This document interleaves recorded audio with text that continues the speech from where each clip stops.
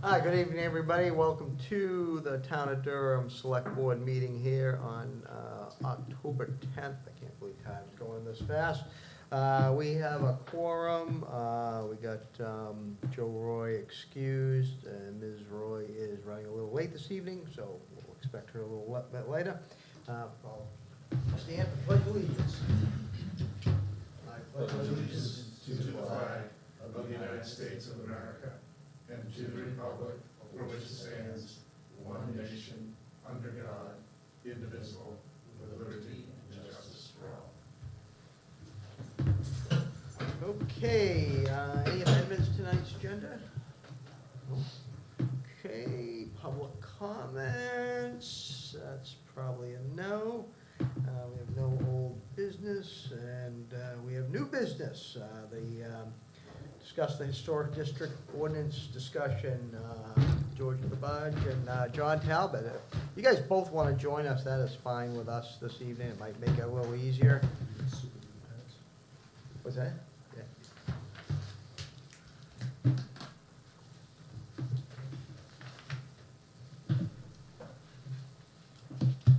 Gentlemen, hi. So we called you guys in to give us a briefing.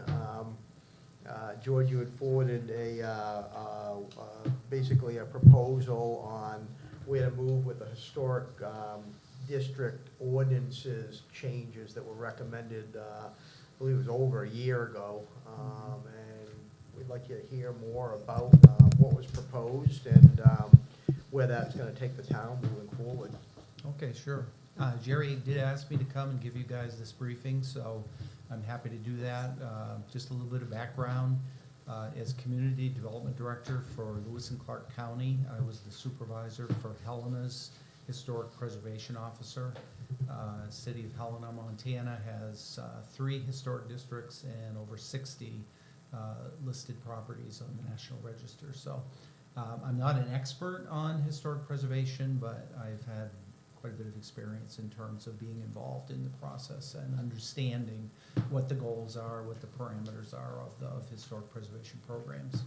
So Durham's historic preservation program really has 3 different tracks that are all running simultaneously with overlapping jurisdictions.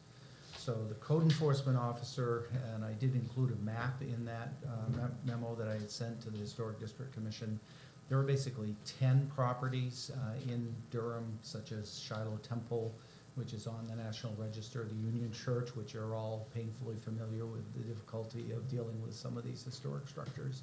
And there are 8 outside of those. The historic district itself only contains 3 of those properties, 1 which is listed and 2 which are eligible. So the code officer under section 5.14 of the land use ordinance, basically any project on touching any of those 10 properties, whether it's a new siding, any modifications to those, he needs to do a review to determine that what's being proposed is consistent with the national guidelines of the Interior Department. And they're very, very detailed and very, very difficult and expensive to meet, frankly. And then this ordinance, which was adopted in 2005, also extends his jurisdiction 1,500 feet from the property line of any of those 10 sites. And you could see the circles on the map. It's a fairly substantial geographic area. So he has to review any proposed development that somebody's applying to him for within those circles to determine that they are what's being proposed is compatible, and it uses that term in the ordinance, compatible with the historic structures. So the code officer has that jurisdiction, and he has authority and responsibility to do historic preservation reviews. Then the planning board, and John's here and has dealt with this a little bit, any subdivision or site plan application that comes in, the planning board is required to have them do an inventory of any historic features on their sites and to consult with the Maine Historic Preservation Commission in Augusta, which keeps a register of all the properties and archaeological sites. So all the planning board has is specific responsibility is to make sure that they do the inventory. The ordinance doesn't say what you do with it, it just says you have to do that inventory. And obviously, if they go to the Maine Historic Preservation Commission, they're gonna make recommendations. And the planning board can consider those as conditions of approval if they so choose. And then thirdly, the third overlapping jurisdiction is the Historic District Commission. And the Historic District is what's known as the Southwest Bend. It's that little shape right up in the corner where the river bends. And any project for any type of modification of property within that district needs a certificate of consistency, certificate of appropriateness issued by the Historic District Commission. So that is the 3 layers of overlapping jurisdiction. The 2018 comprehensive plan contained a set of recommendations for a lot of different historic issues, but 2 that are really applicable here tonight is that the comprehensive plan called for coordination of these overlapping roles, because there have been, since I've been here, multiple conflicts between these 3 different agencies that are trying to do this. And then secondly, it recommended updating every permit application, whether the code officer, planning board, or the commission, to make sure that the proper historic reviews are being done. So I was approached by the former chair of the Historic District Commission in early 2021 to help them coordinate, address those goals of the comprehensive plan.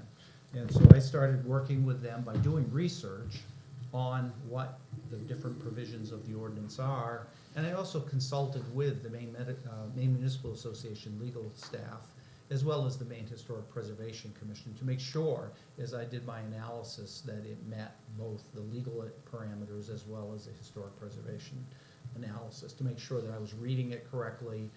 And so I reviewed the roles and functions of the code officer, the planning board, as well as the Historic District Commission. I provided the commission with draft ordinance amendments in August of that year to, actually it was a little bit later, it was more like October, in anticipation that they were on board with making some changes and then going to the town meeting. They basically asked me to go back to square one and do a comprehensive report before I presented them with draft amendments, which I did. I went back to the drawing board and just cataloged all of the research that I had been done.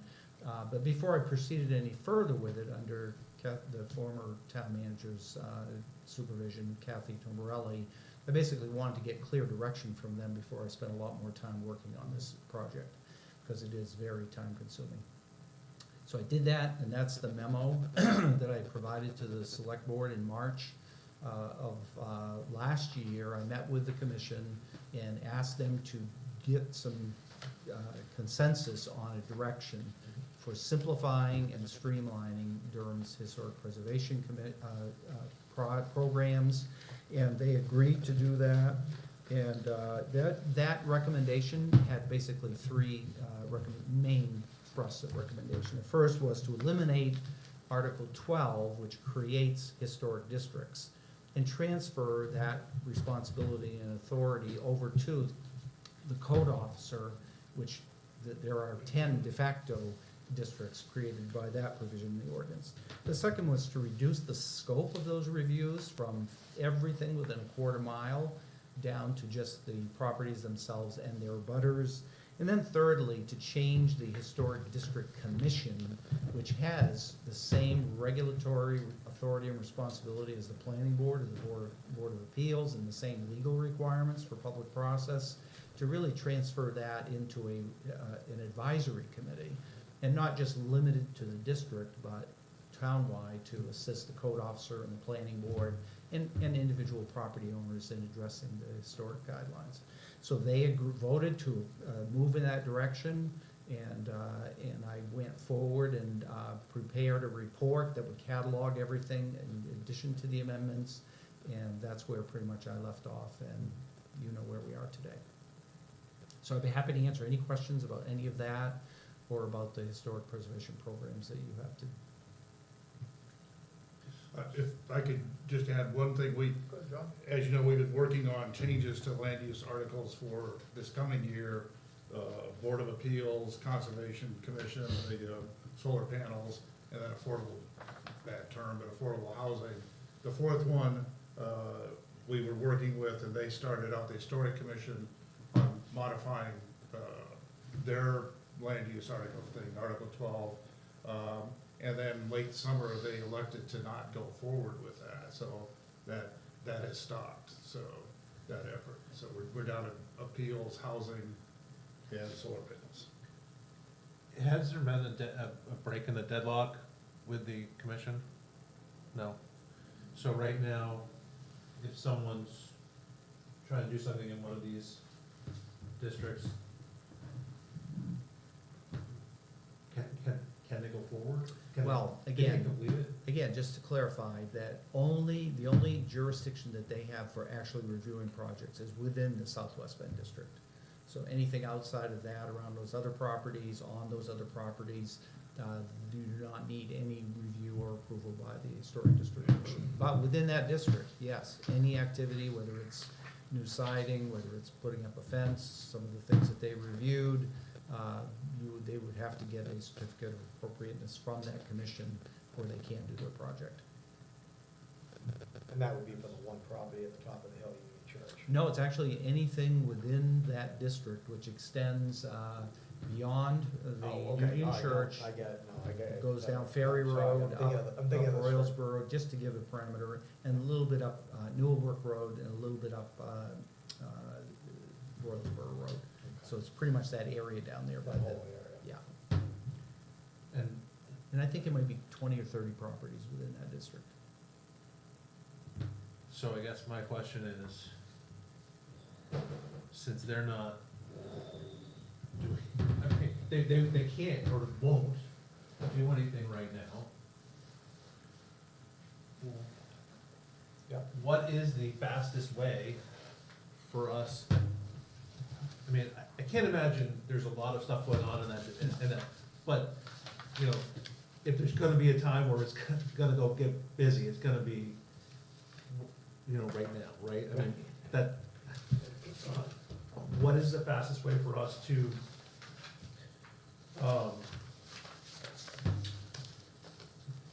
do this third point you have here, taking, changing it from a regulatory commission to an advisory committee?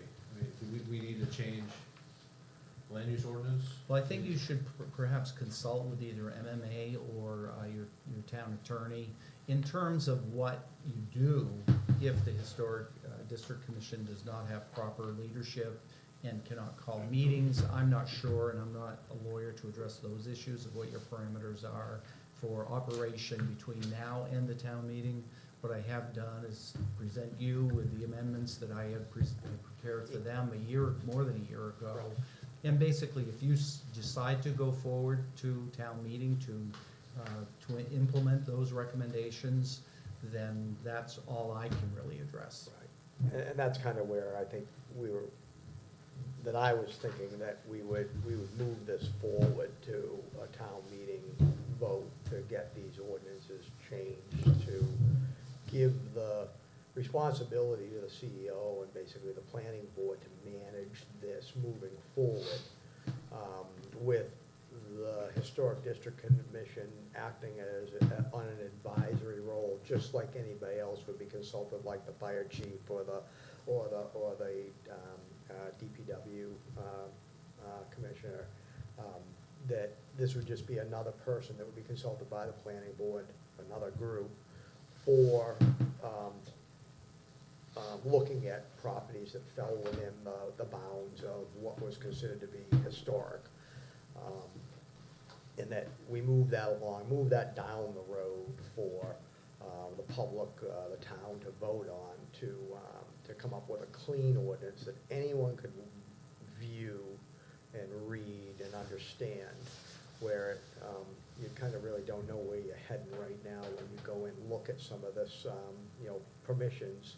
you gotta go to 3 different people, and, you know, who has the ball, really. It really should fall back on the planning board and the CEO to process it like any other property in town, but with some special rules, of course, because it's historic. It doesn't take away doesn't take away the, you know, responsibility at the state level. State level still has to do their thing with a historically registered property. And it also lessens the burden on the community members around that property, because you're shrinking the footprint down to just the property at that point. You know, and again, if you have a lot of historic properties near each other, then having a larger purview on it might make more sense, but where we have one that's spread about quite a bit, it doesn't, the ordinance doesn't seem to support a larger footprint. Heather? Hi, sorry that I'm late. My son had senior night and I came in on 2 wheels to make it for the meeting, and I apologize for being late, so thank you. I'm wondering what is driving you being here right now when the Historic Commission is sort of not necessarily available for us to ask questions of, and I feel a little bit uncomfortable having this conversation without them being present. And so I'm just wondering what's driving this to be in front of us right now. I don't love the optics of this conversation taking place while they're kind of in an in-between status. I'm only here because the town manager asked me to be here. And I may have raised it at the last meeting, because the commission has nobody willing to step up to lead, to call a meeting, to run a meeting, to do anything. Right. So they're not doing anything. And so, well, I agree with what you said about what the changes. You know, again, it's a small area, 20 properties, but, you know, right now, if we wait until April to vote on anything, you know, people, I feel like we could be letting people down, and so, you know, I have a concern about waiting. And that was So- one of the reasons I asked, you know, what are options? What is the rule? Right. Is there a way around it? Which doesn't sound like there's a way around it. Right, because it's in our ordinance. This is something that has to go before town meeting in April. Well, you also, if you have an application come in, the town's gonna have to decide how it's going to process it. Right. Now, it may well be, if you talk to the town attorney, if they're not doing that, if you don't have a historic district commission functioning, it flips over to the Board of Appeals, to the planning board, to the select board. So there probably is an outlet for Right. responding to any applications that you get. Can you tell us, this is part of the reason why I wish that we had someone here from the Historic Commission to answer the question. Of course, I'm gonna take your word for it. Why they chose to, not continue moving forward with the changes that they had originally thought that they wanted to do? I can't speak to that. Okay, thank you for being honest. Mhm. Yeah, so that's part of the reason why I'm uncomfortable with the situation. They had something driving them wanting to pull this, and I'd like to know what that was before. I don't know if you're here tonight to ask us for a vote No, about no, this or no. not, or this is This just a information. conversation. This is information for us. Again, I'm not asking for anything. Yeah, Okay. I was realize that. asked by the town manager to come and answer. I was questions. listening on the way here, and on the way here, Yep. Mr. Talbot, you were saying these were the things that we're working on, and the fourth one that you were considering, the solar farm, the Appeals. appeals, and the Housing. affordable housing, and so I thought that you were, that based on that, I thought you were asking us to move this forward tonight. That's why I'm saying I'd like to be able to talk to them first to find out why they pulled it originally. The problem is there's no one to talk to. Right, Yeah. That's the issue So- that I have, and. Yeah. Right, and that feels separate from this though, for me anyway. Well, it all ties together because it then falls on us at that point. So we need to be educated on what it is that will be made for a decision if we have a property that comes in under the historic district. It is gonna fall on the select board at this point to make a decision on where to go. So the problem is, the ordinances right now don't support the regular people that normally do their jobs on dealing with properties to do that job. So the ordinances in the long term, probably need to change to allow the normal process to take place and the Historic District Commission not having the entire oversight that they currently do. Even if they were a functioning body later, I'd probably still lean towards having the CEO and the planning board and have properties go through the normal process and have them as an advisory, just like the fire chief's advisory and like the road commissioners, the advisory. They pull those people in to ask them questions. This is set up quite different, and it's currently with what's going on, that leaves the town in a little bit of a bind that we Yeah. shouldn't be in. So Period. I agree with that, and I think that when we go, I think it's like a little bit of putting the cart before the horse, kind of how we were having the conversation around codification, that if we go through all this effort to rewrite this ordinance, to change all of these things, and then it still doesn't, right, because like now we're a town manager form of government, our ordinance doesn't support that, right? So I would like to discuss this and look to make these changes to make our town staff be able to do their job. But I don't want to go do this work and then we end up doing codification and then we have to go back and do it again. That's where I'm at with this. And let me just clarify, there would be additional changes that would need to be made. Yeah. This just streamlines the process. Yep. But these regulations that have been adopted in the past are really very confusing. And the MMA has already reviewed it but what I had proposed to the commission was to first address the systemic issues, because you get that through town meeting, that's a hard thing. Right. And to come in with all the details of what's gonna, what the standards are gonna be and what the requirements are gonna be, and, changing all of that is typically the way I approach things. Fix the structure first, then come in and do the decorating. How do you feel about codification? Is it appropriate for me to ask that now? Is that, Are we done with this? Anyone else have any questions on the Historic District Commission?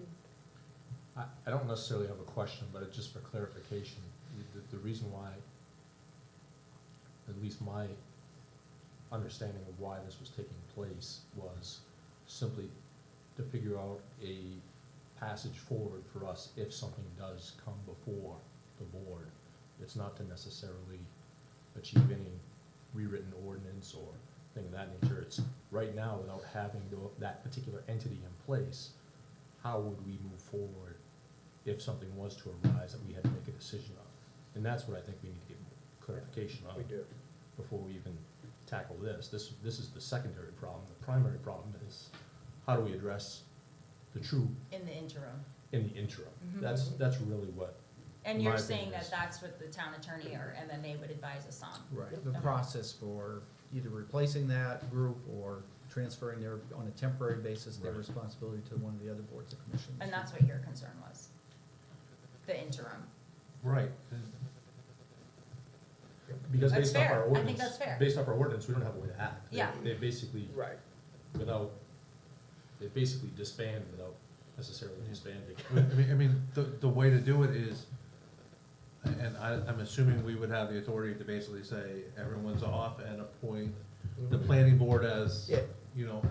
or us or somebody else. And to me, that's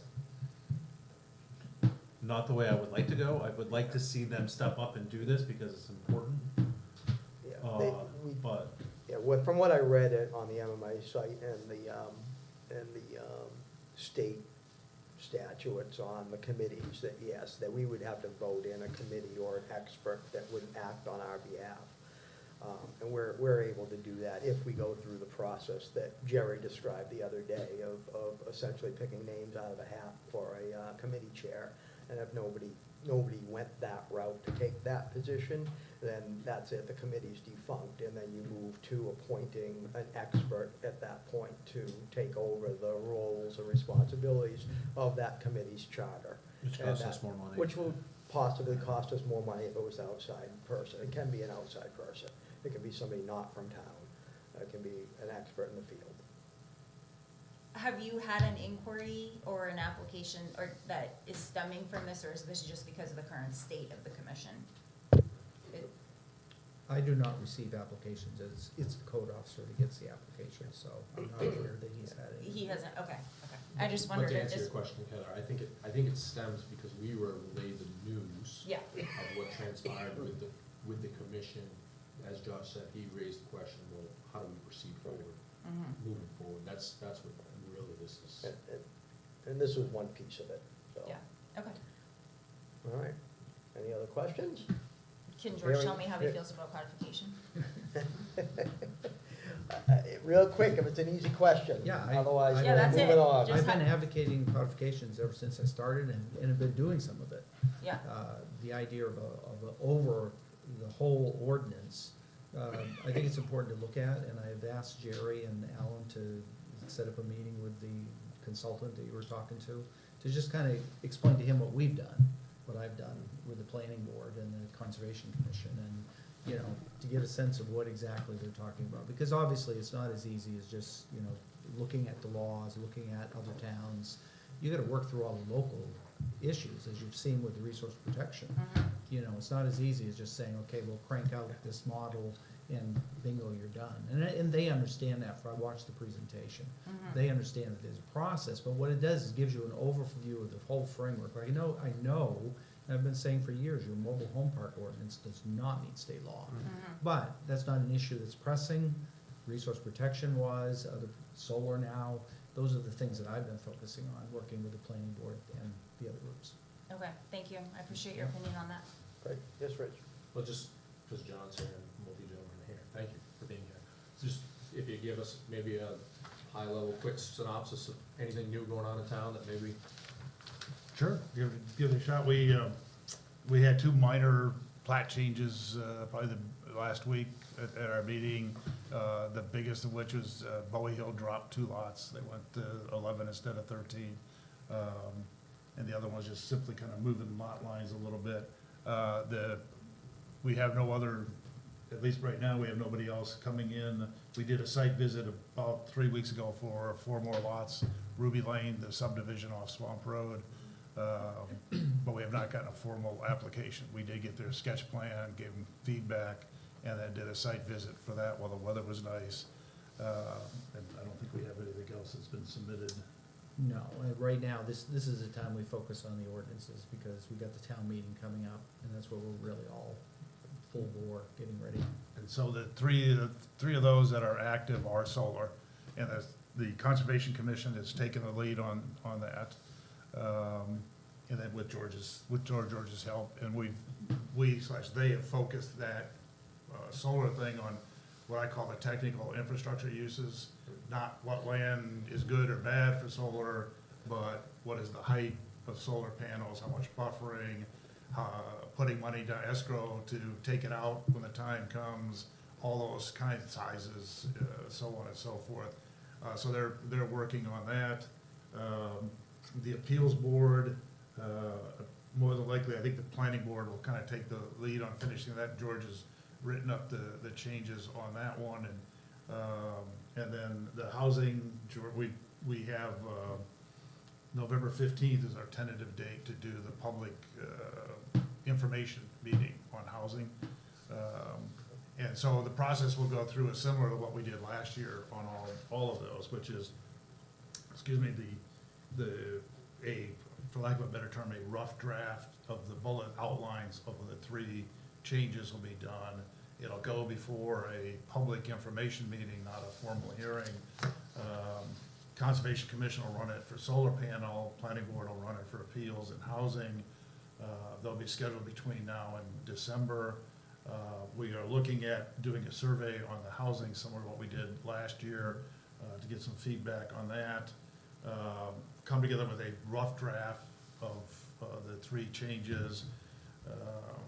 The Planning Board, after the feedback from the citizens at those public information meetings, Planning Board would probably then, as we did last year, have another meeting in January where we said, okay, this is what we heard in November, December. Here's look at what we're gonna send to the select board, your comments on that, get those comments, send them to you all.